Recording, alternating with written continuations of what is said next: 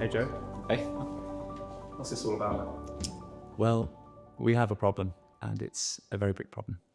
And unfortunately, most people aren't aware of it. It doesn't matter what your personal views are, your politics, your religion, or where you are. And once you see the problem, you can't unsee it. It's like a one-way door. But thankfully, we also have the solution. And it's this solution that I'm so passionate about sharing. And it's what makes me just so optimistic for the future. The challenge I find, though, is how can anybody fully value a solution unless they understand what the problem is? And so I put this presentation together for some friends, and it assumes no knowledge other than just being a human being with some life experience. And they encouraged me then to make this presentation into video so I can share it with everyone. So I hope you enjoy it.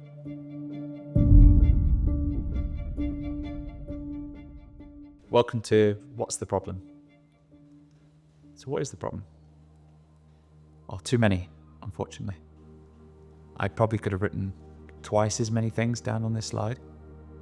I think we all have that sense of unease. We all feel internally that things are not moving in the right direction in our lives, in the world. Like things are becoming harder, not easier. And I think for most of us, we would recognize some elements of these things on the screen as touching our lives directly or indirectly. And what I'm here today to show you is that all these things may seem unconnected, but they're really not. The primary cause of all of these is the quality of our money. Now we're going to do this through a story. So imagine there's this far off world where you have hundreds of smart people traveling on a ship. And this ship gets wrecked on a deserted island. This deserted island is so far from everywhere else, they're effectively cut off. But the island is resource rich. It has everything they could possibly need to rebuild society. But because these people have come from an advanced civilization, they know exactly where they're ultimately going to get back to. But now they're starting again with nothing. What's also clear is that they need some way of trading with each other once they start to rebuild. So they prioritize deciding on what to use for their new money. And suspend your disbelief slightly further in that they have, despite not having anything, the ability to create whatever monetary system they want with whatever characteristics. So the first question they need to answer is, what makes good money? And there are 7 things. So these guys have the ability to create whatever they want. So instead of just creating good money, they create the perfect money. And the perfect money is scarce, which means it has a fixed supply forever, and is instantly and costlessly verifiable by everybody. So if everybody can check it whenever they want at no cost, then you can verify for yourself that nobody's creating any extra. It needs to be portable, so you can effortlessly move and store it with negligible costs. It needs to be divisible, and the perfect money would be infinitely divisible. It needs to be durable. It can't rot or go off. It can't deteriorate. So the perfect money exists forever. It's fungible, which means every piece is forever the same as every other piece. It needs to be acceptable. So everyone, anywhere, can both send and receive. And the really important one is it needs to be censorship resistant. You hold it yourself. Nobody can take it away from you without your permission, and no one can stop you sending or receiving it. So this is great. They decide on perfect money. But then there's a disagreement. 2 leaders emerge from within the population. The first, Satoshi, he says, well, given these are the characteristics of perfect money, that's going to be true today, true tomorrow, and true forever. So we should lock them in, you should never change. Whereas Fiatello, he says, well, I get that. I get this is the characteristics of perfect money, and I totally agree. But what if there's an emergency? What if we need to change something? What if the people we put in charge of our money feel like it's not working and need to make an adjustment? I think we should have the perfect money, but we should also have a big red button, which allows someone to press it and change any of the characteristics if we need to. Of course, no one ever will, but just in case. This becomes an irreconcilable disagreement. So a fairly drastic solution, but they build a huge wall right down the middle of this island. And on one side, they create the currency called Satoshis, which is perfect money always. And on the other side, are fiatellos, which is perfect money, but with the options changing. Now this wall is so big, it cuts off the communication and the trade between both sides on the island. So effectively, they're cut off from one another. So to begin with, nobody has anything on either side of the island. So everyone's starting from zero. And initially, people have to be self-sufficient. Each person is fishing for their food, cutting down trees for the wood to make fires, and also for houses, and then they're also building their own shelters. Now, even though they have perfect money, there's very limited trading here because people are working hard just to satisfy their day-to-day needs across all of these goods. But people are different. Some people are better at some things than others. And so people quickly realize that if I spend my time focusing on the things I'm good at, I'm reducing the amount of time I spend on things that I'm poor at, then I can contribute more to society. I can increase the amount of goods I can provide to society in the same amount of time as the average person. So the woodcutter spends all his time now cutting down wood. He stops fishing, he stops building shelters. And because he's spending his time cutting down wood, he increases the quantity of wood available to everyone else versus 3 people spending a third of their time each, because he's good at it. And not only does the increase in the quantity of wood available reduce the price of wood for everybody on the island, the quality is also high.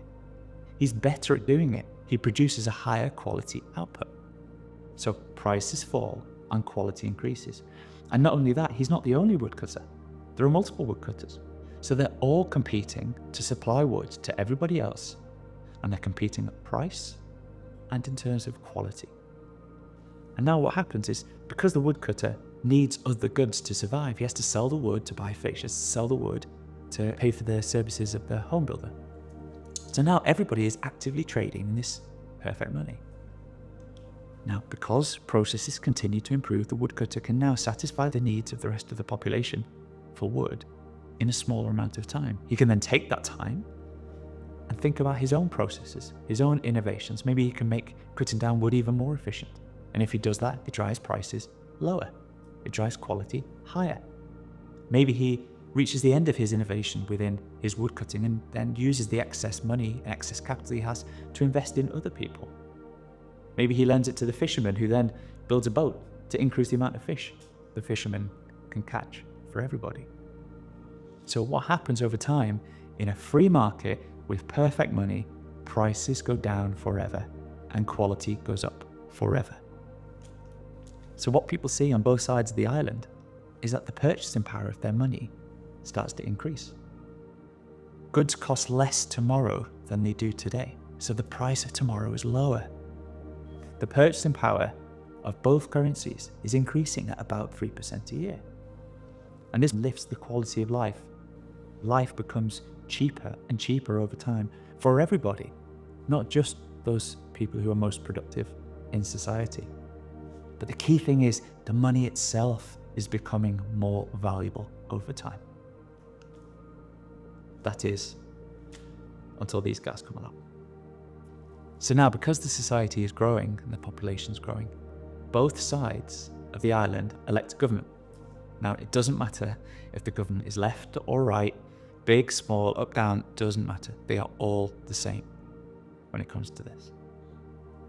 Now, however well run the government is, inevitably it will hit a deficit at some point. And that means it's spending more than it's receiving.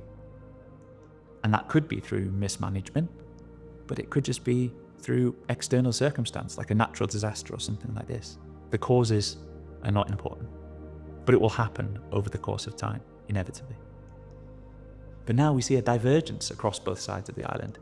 Satoshi, he only has 2 choices here. To balance the budget, he needs to either raise taxes or cut spending, or maybe a combination of the two. Whereas Fiatello, he has exactly the same choices, but he also has a big red button. And the important thing here is they're both up for re-election. And Fiatello knows that if he raises taxes or he cuts spending, it's going to cost him votes. So just this time, he decides to press the big red button and print a little bit of extra money for the government. Okay, so what are the consequences? Well, for Satoshi, not great.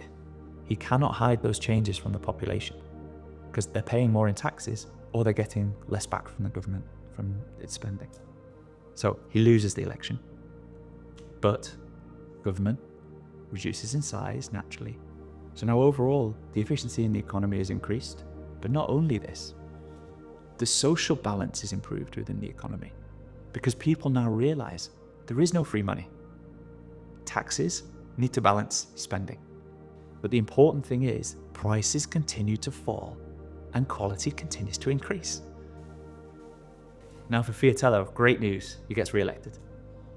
And to start with, it's consequence free. Like he thinks this is the greatest thing ever. I get re-elected and there's no downside. But something's changed. So what's happened?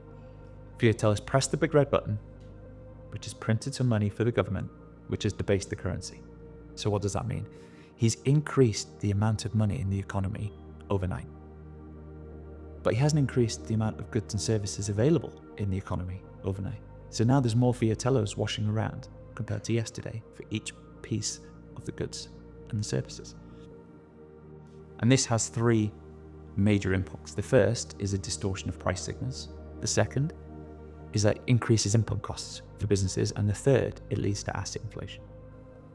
And that first one, distorting price signals, well, prior to Fiatello pressing the big red button here, all price changes in the economy were purely a function of demand and supply because this was a free market with perfect money. But what's happened now is that money has entered the economy not to everybody equally or even in proportion to the amount of money everybody holds. The money has entered the economy via the government, and it enters via the government into the accounts of companies and people connected directly or indirectly to the government. So what Fiatello starts to see is price increases in certain parts of the economy. So the signal to everybody else in the economy is that there's an imbalance of supply and demand just in these sectors. So you see a misallocation of capital by the entrepreneurs in the market caused by the money printer. But not only that, it's human capital. It's smart people, it's active people who are trying to be productive, get sucked in closer to the government and not servicing the rest of the economy. The second is that business input costs increase. Now, every single business in Fiatello's country has at least a human being and some raw material inputs like energy or even some harder raw materials. Now, because the costs of these things have gone up, these businesses now need to try and change something about their product to maintain the small profit margins that ensure that they can continue in business. Now, the first and most obvious one is just to pass on the price increase to the customer. The second is to keep the price the same and the quality the same, but just shrink the product. So instead of having 100 grams, it's now 90 grams, but for the same price. Or the third one is to reduce the input costs. Now, this is where consumer inflation comes from. This is the only source of consumer inflation, is the money printer, causing businesses to make these changes. But if a business passes on the price increase outright, or it shrinks the product and the customer now just needs to buy more of it to satisfy the fact that they needed 100 grams, not 90 grams, both of those things reduce affordability. So the population is becoming poorer. They're going to have less disposable income, despite buying the same as what they bought yesterday. If instead the business chooses to keep the price the same, the size the same, but just reduce the cost, the most obvious thing to do is just to fire people, which leads to unemployment. And now there are fewer people with jobs, which reduces the overall affordability for the population in Fiatello's world. But not only that, now the government's got a second issue it needs to solve. How does it help support all these people who are recently unemployed? But the most insidious way is for companies to reduce their input quality. And so what Fiatello starts to see is there's a rise in obesity across the population because the food that was previously fresh and had high quality ingredients is replaced with ever lower quality ingredients and more industrialized sludge. So this leads to obesity. It also leads to a myriad of secondary health issues, which causes a health crisis. And now the government has to step in and figure out how it needs to support all these people who are now unhealthy. The third is asset inflation. Since Fiatello pressed the big red button, asset prices have been going up. The stock market goes higher and higher and higher. House prices go higher and higher and higher. He thinks I'm some sort of economic genius. But they're going up in price because he's just created more Fiatellos. So anybody who knows that there are more Fiatellos in the system, of course, wouldn't sell their asset for the same as they did yesterday. They would take into account the fact that there are just more Fiatellos in the system. So this is what is driving these prices up. But this asset increase is good for the people who own the assets, but not for the people who don't. So he has a wealth inequality begin to emerge across the economy. And not just that, because house prices are now more expensive, the rent is more expensive. So he sees increased levels of homelessness. And this increased levels of homelessness, guess what, require more government intervention to try and deal with. And now asset prices are flying, the stock market's on fire. The prevailing perception across the population is, why would I not invest? Why would I just keep the money? I should be buying the stock market, I should be investing, I should be buying a second home to rent out, I should be buying speculative assets because they never go down, they just go up. If I don't invest, I'm a fool. And because the assets are going up, the banks are pushing ever more leverage for people, pushing bigger and bigger mortgages to individuals, to loans to companies. But now that house prices have gone up, and now that everyone has more debt, at the same time as families are struggling with affordability of day-to-day life, it's now much harder to buy a house. So families where previously they could have one main earner and afford to buy a house with a mortgage can't anymore. You now need both parents working. Both parents working to afford the mortgage and afford to live. And when that happens, people spend less time together and you start to see the breakdown of the nuclear family. They spend less time with their children. They can afford to have fewer children. Now, because you have decline in birth rates, Fiatello starts to see a change in his demographics across the population. Fewer children are being born, whereas the older generations are living longer. And he now starts to realize that the promises he made to these older generations about being able to retire at a certain age or having a good quality of life or defined income in their retirement can't be delivered upon. For those not lucky enough to be able to buy a house, who are maybe stuck renting. Whereas before, they could think about renting the same place for 3 years or 5 years because the rent goes up too much every year. So now they're thinking about 1 year, maybe 2 years. You're planning less for the future. Maybe you're putting off getting married, putting off having children. You start to prioritize today at the expense of tomorrow. People see that they're saving their Fiatellos never gets them anywhere because the asset prices are going up too quickly. They'll never be able to buy a house. So if you never be able to buy a house, then prioritize living your best life and going on a holiday and spending more, enjoying yourself. But for those not fortunate to be in this position, for those that every day is a struggle feeding themselves and their families, housing themselves and their families, they're stuck on a treadmill of decline. Now, every day is harder, which leads to a growth in addiction, various forms of addiction, including opioids across Fiatello's island, which leads to yet more of a health crisis and yet more intervention from the government.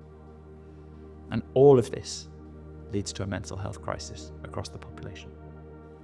And now the government finds itself in a position where, because it's pressed the big red button, it's created a whole range of secondary issues that now it needs to step in and try and solve. And because it has to step in and try and solve these things, it means the government needs to divert more capital to these areas of the economy, which again is a greater misallocation of capital, which pulls more entrepreneurs into the wrong parts of the economy through the distortion of the price signals.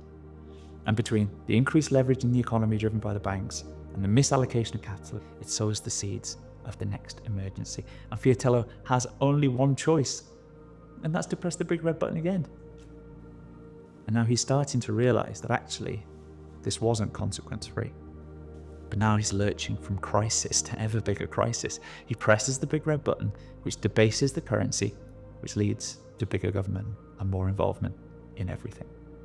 And now not only is the government bigger, but the government has spawned a series of parasitic industries attached to it. Big Pharma, who are increasingly involved with the government to try to deal with the symptoms, but not the causes of the various health crises. Never incentivized to actually cure a patient, just to treat them long term, because a healthy customer is a lost customer. Big food pushes for ever lower food standards across the economy. The military-industrial complex pushes for ever greater spending on defense, both at home and on foreign shores. Wall Street are up to their eyeballs in debt and now so leveraged that the government wants to protect them. They can't be allowed to fail, because if the banks fail, the population loses their money, the government falls.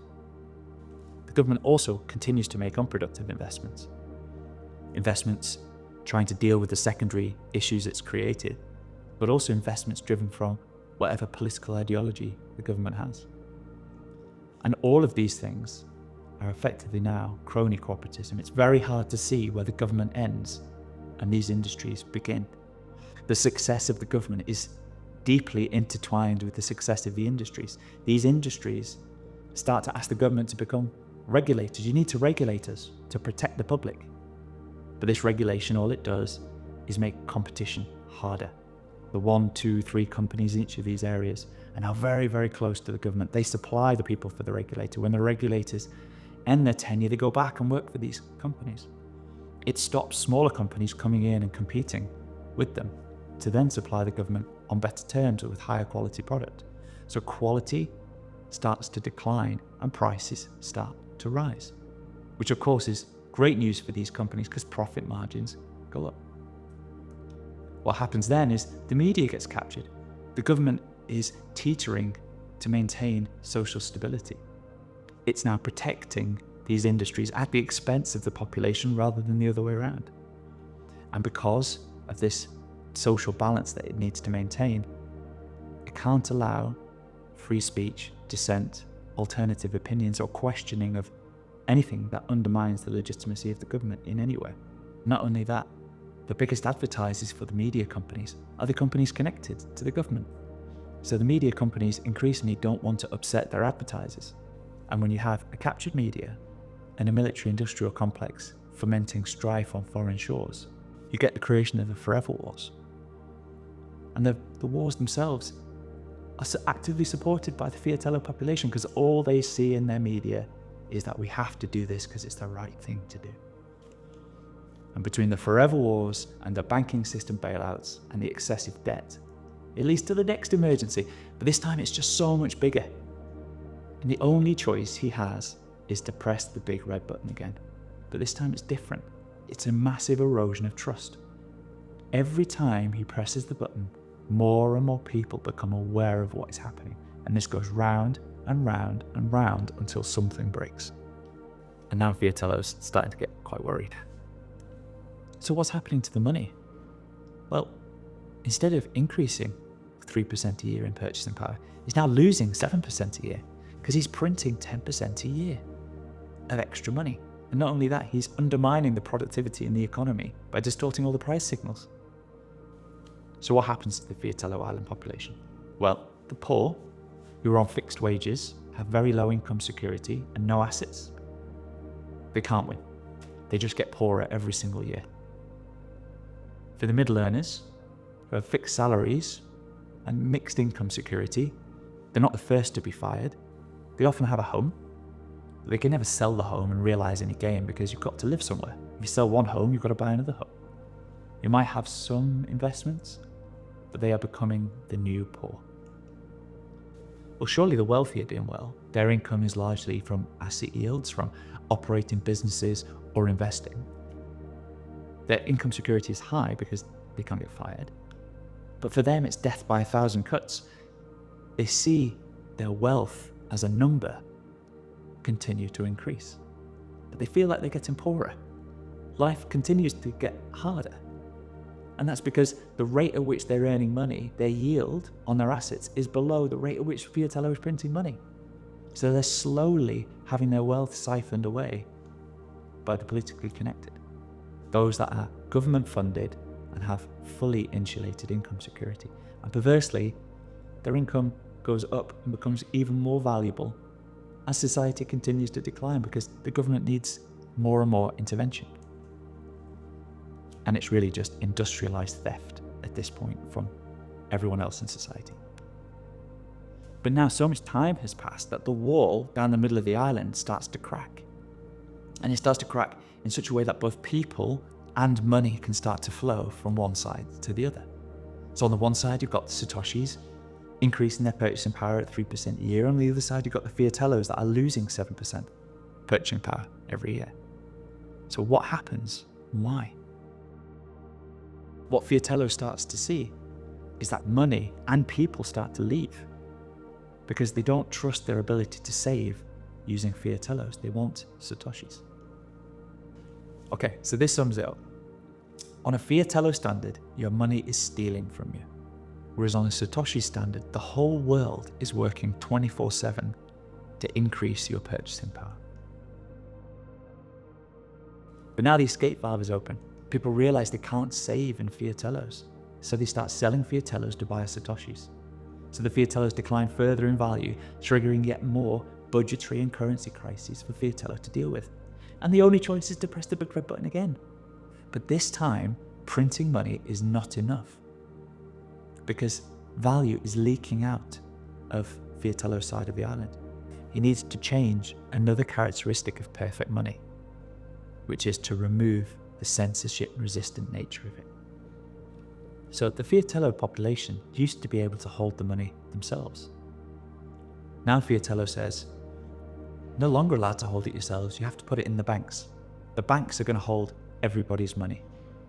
The population now feel that they are guilty until proven innocent for making any transaction. The banks will check every transaction to protect you. Which means when people are trying to buy certain things, including Satoshis, the banks now say no.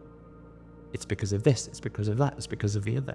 He restricts the flow of capital out of Fiatello's side of the island. He may even just create explicit capital controls. You're now no longer allowed to buy Satoshis at all. But people always find a way, and more people are waking up to what's happening, and the cycle continues. But the important thing is the wealth and the people flee to the uncorrupted money. And now Fiatello is beginning to really panic. So where does it end for Fiatello? Well, if he's lucky, with sustained inflation, allowing the government to inflate away its debts and slowly siphon away the wealth of the public. This may even border on hyperinflation. I say lucky because it's very hard to do that and maintain social cohesion, and something is likely to go wrong. It will definitely be asset seizures. Now that all the money is held in the banks, one day Fiatello will decree that we're all in it together, and the banks will hand over a proportion of that capital to the government. Just like in Cyprus in 2013, if you held over 100,000 euros in the bank overnight, 45% of that went to the government. The public was effectively bailed in to bail out the banks and the government from their own mismanagement. It also happened in the US in 1933. They made gold holdings for the individual illegal. And this lasted for almost 40 years. If you held more than $100 of gold and you were caught, $10,000 fine or 10 years in prison. And this is when $10,000 was a huge amount of money. Fiatello sees a rise in political extremism on both ends of the spectrum. The government never explains to the population where these problems are coming from. They don't tell them it's because of the money printing via the big red button. They control the media. The government is protective of itself. They don't tell the population the truth. They don't help the population join the dots. They don't explain the link from the big red button to the issues. They blame it on the greedy businessmen, or the billionaires, or that foreign dictator, or this or that. And then what happens is people ask for more help and more support from the government to deal with all of these issues, until the only solution is the government's involved in everything. So at every step of this journey, the solution to all the problems has always been more government involvement. And so the people see these problems and vote for more government involvement to solve them. Or something worse. But in all scenarios, people want to hold Satoshis and not fiatellos. So if we go back to that list of 7 characteristics of perfect money, fiatello only changed 2 of them. The other 5 are still exactly the same. And look where he ended up. Now, the reveal. And some of you may be slightly ahead of me here. The US dollar is just a terrible version of the fiatello. So the US dollar is corrupted on the same 2 key issues that the fiatellos were, but on the other 5 it's materially worse as well. In terms of portability, it's easy to carry, easy to pay, but it's not great for merchants. You pay instantly, but the merchant doesn't get the money for multiple days, and that's if there was no fraud or chargebacks. It's divisible, but only to a point, and removes the ability to do microtransactions, which will unlock potentially completely different economic models. It's durable in digital form, but we have cash component, and that cash component is constantly undermined. The notes are reprinted in terms of design every 15 or 20 years, so there's no ability for an individual to save outside the banking system. If you put notes under your bed or under the floorboards and leave them 25 years, they're worthless. Those types of notes have gone out of circulation. So you need to take the notes every 15 or 20 years to the bank, hand them in, and get new notes. They re-centralize everything periodically out of choice. They're fungible, which means every dollar is the same as every other dollar until it's not. Some countries around the world have already introduced what are known as CBDCs, which are central bank digital currency. But effectively, it's programmable money.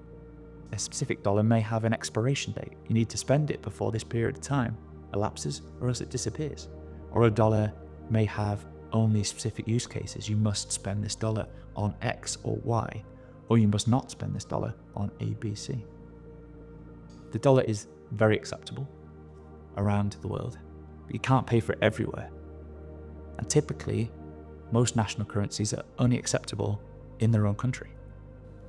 And the US has a major fiatello problem. This is the budget for 2024, the budget, not the actuals, which of course were worse. But deficit of almost 2 trillion on a spend of just over 6 trillion.